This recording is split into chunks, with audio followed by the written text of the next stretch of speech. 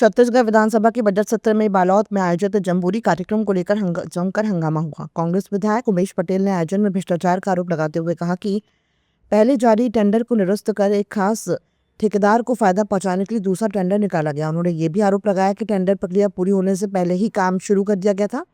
वहीं स्कूल शिक्षा मंत्री गजेंद्र यादव ने आरोपों को खारिज करते हुए कहा कि जमहूरी कार्यक्रम सफल रहा है और विपक्ष इसकी सफलता पचा नहीं पा रहा है। उन्होंने बताया कि आयोजन में शौचालय, जल, प्रकाश, ध्वनि और आवास रहित अन्य व्यवस्थाओं पर करीब 2 करोड़ रुपए खर्च किए गए, जबकि रायपुर की एक फर्म को 5,18,88,000 रुपए का टेंडर दिया गया। कि भ्रष्टाचार नहीं हुआ है तो ये तो उनके लिए भी अच्छा है कि अगर समिति से जांच करा लेते तो उनके ऊपर नहीं आता। अब तो जब वो नहीं करा रहे हैं तो इससे तो स्पष्ट हो चुका है कि वो किसी न किसी को बचाना चाहते हैं, खुद को बचाना चाहते हैं या ठेकेदार को बचाना चाहते हैं। इसीलिए वो लगातार इसको बचाव की मुद्रा में थे। धन्यवाद। अब जमहूरी की सफलता को विपक्ष के लोग पचा नहीं पा रहे हैं। देश भर के 15,000 बच्चे आए, उनके पेरेंट्स आए, उनके शिक्षक आए, पूरे देश के लोगों ने जो छत्तीसगढ़ के जमहूरी को सराहा। पहली बार यूथ जमहूरी हुआ जिसमें 16 साल से लेकर 22 साल तक के जो युवा हमारे बीच में आए। बहुत शानदार जमहूरी रहा।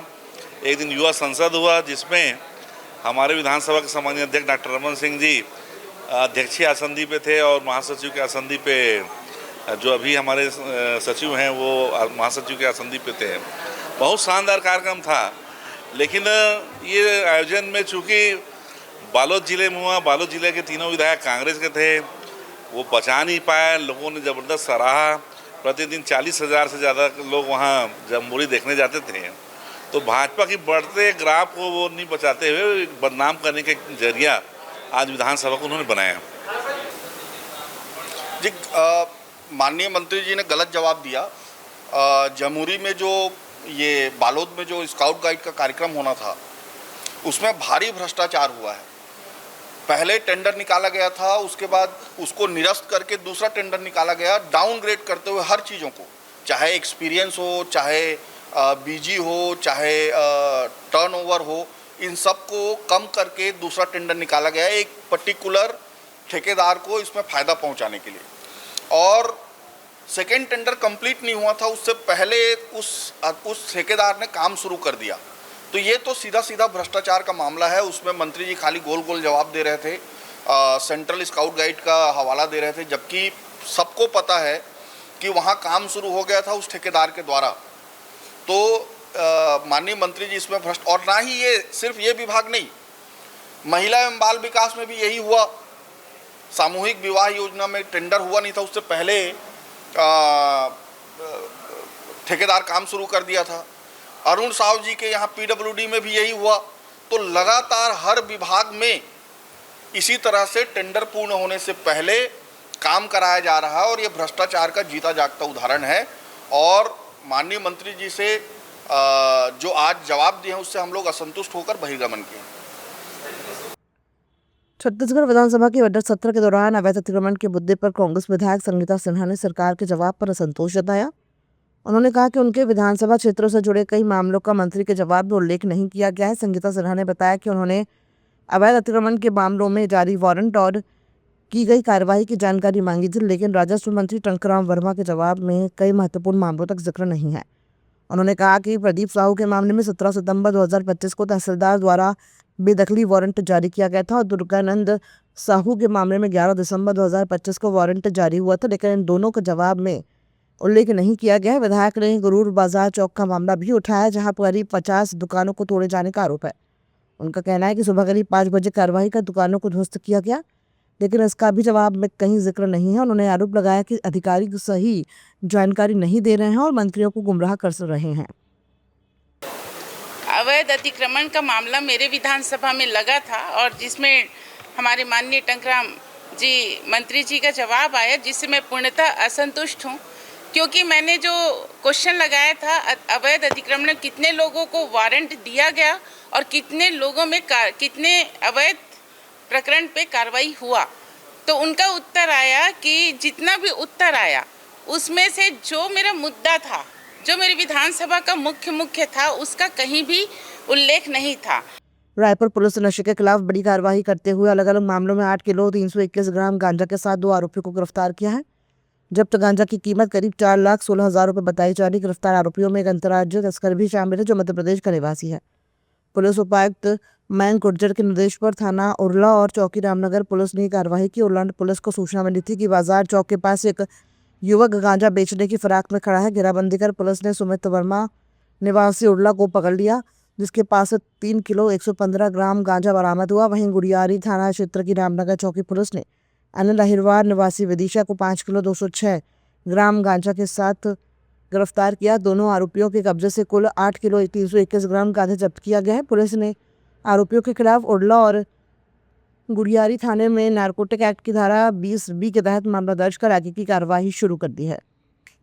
रायपुर पुलिस कमिश्नरेट बनने के बाद लगातार वरिष्ठ अधिकारियों के द्वारा नशे के विरुद्ध जो प्रभावी कार्रवाई करने हेतु निर्देशित किया जा रहा था। इसके तारतम्य में रायपुर पुलिस कमिश्नरेट के उत्तर जोन में डीसीपी श्री मयंक गुर्जर सर के मार्गदर्शन में 2 प्रकरणों में एक अंतर्राज्यीय आरोपी और एक जो लोकल आरोपी है उनको पकड़ने में सफलता प्राप्त हुई है। इस क्रम में एक जो सुमित वर्मा नाम का आरोपी है जो उरला थाना क्षेत्र अंतर्गत बाजार चौक के पास ग्राहक तलाश रहा था, जिसकी सूचना मुखबिर के माध्यम से थाना उरला को प्राप्त हुई, जिसके पास जाकर तलाशी लेने पर उसके पास से करीब 3 किलो 115 ग्राम गांजा बरामद हुआ है, जिस पर थाना उरला में इसके विरुद्ध अपराध पंजीबद्ध कर कार्रवाई की गई है। रायपुर कमिश्नरेट की anti crime and cyber unit को गुम मोबाइल तलाशने में बड़ी सफलता मिली है। पुलिस ने करीब 20 लाख रुपए कीमत के 100 गुम मोबाइल फोन बरामद कर उन्हें उनके असली मालिकों को सौंप दिया है। ये मोबाइल उत्तर प्रदेश, मध्य प्रदेश, राजस्थान, उड़ीसा, महाराष्ट्र, पश्चिम बंगाल, झारखंड, दिल्ली और बिहार सहित विभिन्न राज्यों से बरामद किए गए। मोबाइल मिलने पर उनके मालिकों ने पुलिस का आभार जताया। रायपुर पुलिस कमिश्नरेट में आज दिनांक 11 तारीख को कुल 100 गुम मोबाइल का बरामद किया गया है, जिसको उनका स्वामियों को दिया जा रहा है। टोटल इसका कीमत लगभग 20 लाख का है और 2026 में अगर देखा जाएंगे तो टोटल 300 मोबाइल हम लोगों ने रिकवर किया है SSU टीम के द्वारा और उसका टोटल कीमत लगभग 60 लाख का है। तो आज उन 100 लोगों का जिसका मोबाइल गुम हो गया उनको आज बुलाकर मोबाइल वापस किया जा रहा है। प्रदेश के डिप्टी सीएम और गृह मंत्री विजय शर्मा ने कहा कि सरकार के लगातार अभियान से बस्तर में नक्सल संगठन कमजोर हुआ है और 31 मार्च 2026 तक छत्तीसगढ़ को नक्सल मुक्त बनाने का लक्ष्य रखा गया है। उन्होंने बताया कि बस्तर रेंज में अब तक 108 नक्सलियों ने पुनर्वास योजना के तहत आत्मसमर्पण किया है, जिसके साथ 101 हथियार भी जमा हुए हैं। ये नक्सली दंतेवाड़ा, सुकमा, बस्तर और नारायणपुर जिलों से जुड़े हैं।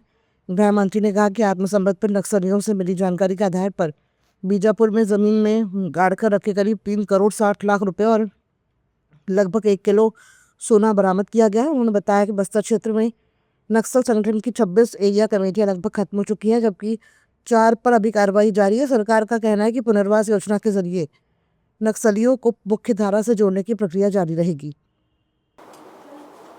आज संभाग मुख्यालय में बस्तर में 108 नक्सली पुनर्वास कर रहे हैं। इन पुनर्वास करने वालों में DVCM लेवल के 6 नक्सली हैं। इसमें इनके जो कंपनी प्लाटून कमेटी मेंबर्स होते हैं वो भी DVCM लेवल के होते हैं, वो 3 और हैं। PPCM है वो भी DVCM लेवल के होते हैं, मतलब 8 लाख के इनामी होते हैं, उनकी संख्या 18 है। एरिया कमेटी मेंबर हैं 23 और पार्टी मेंबर है 56। इस तरीके से 108 कुल नक्सली, जिन पर कुल इनाम जो की राशि जो है वो 3 करोड़ 95 लाख है, ये सब आज पुनर्वास कर रहे हैं। और इस पुनर्वास के साथ साथ जो सबसे महत्वपूर्ण बात है आपसे मैं कहना चाहता हूँ कि 108 नक्सली पुनर्वास कर रहे हैं और 101 वेपन वापस आ रहे हैं।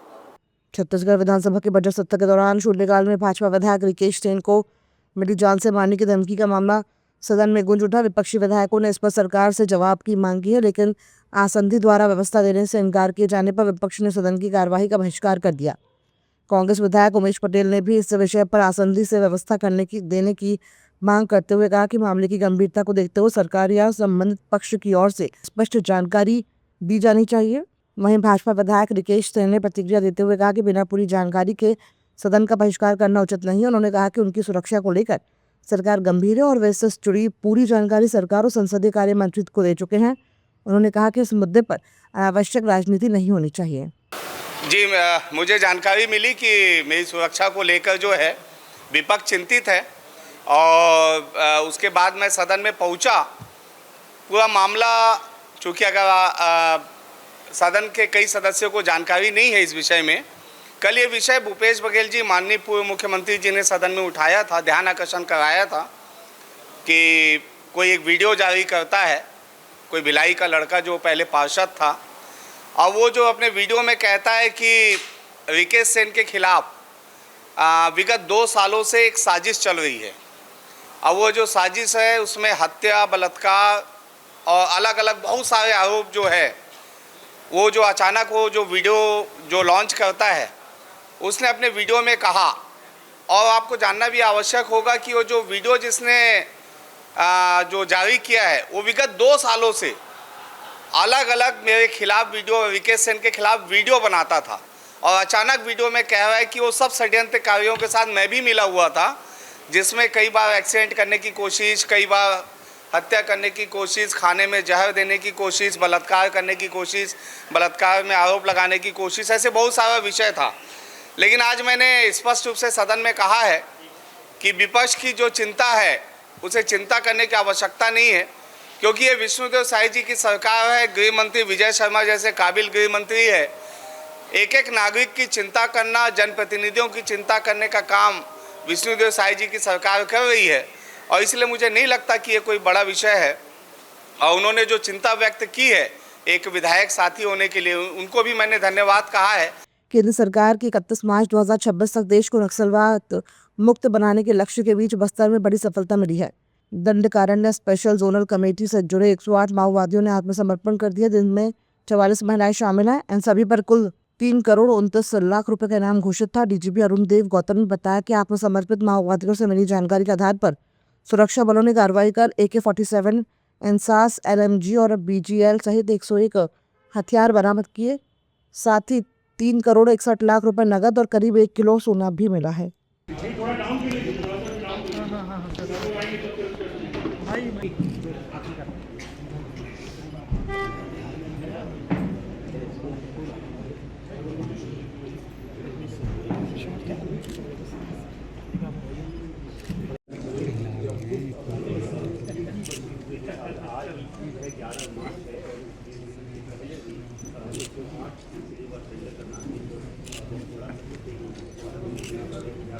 संगठन की औचित्यहीनता को मानते हुए, स्वीकारते हुए राष्ट्र की मुख्य धारा में वापसी की है। और ये वो कायदे हैं जो ऑर्गेनाइजेशन की रीढ़ थी, रीजनल लेवल के सबसे महत्वपूर्ण नेतृत्व था। और जब इसने सरेंडर किया है तो आप समझ सकते हैं कि इनकी विचारधारा अब पूरी तरह से मीनिंगलेस साबित हो चुकी है। मुख्य धारा में आए माओवादी कैडर्स के पुनर्वास, सुरक्षा एवं सम्मानजनक जीवन के अवसर प्रदान कर उन्हें समाज में अंगीकृत करने हेतु भारत सरकार और छत्तीसगढ़ शासन की नीतियों के अनुरूप सार्थक प्रयास भी किए जा रहे हैं। आप सभी को ज्ञात है कि पुनर्वास के बहुत अच्छे प्रयास चल रहे हैं और इन्हें समाज की मुख्य धारा में शामिल करने के लिए राज्य सरकार बहुत भरसक प्रयास कर रही है। उनकी स्किलिंग से लेकर के और उनके प्रवास तक का आवास से लेकर के आजीविका तक की सभी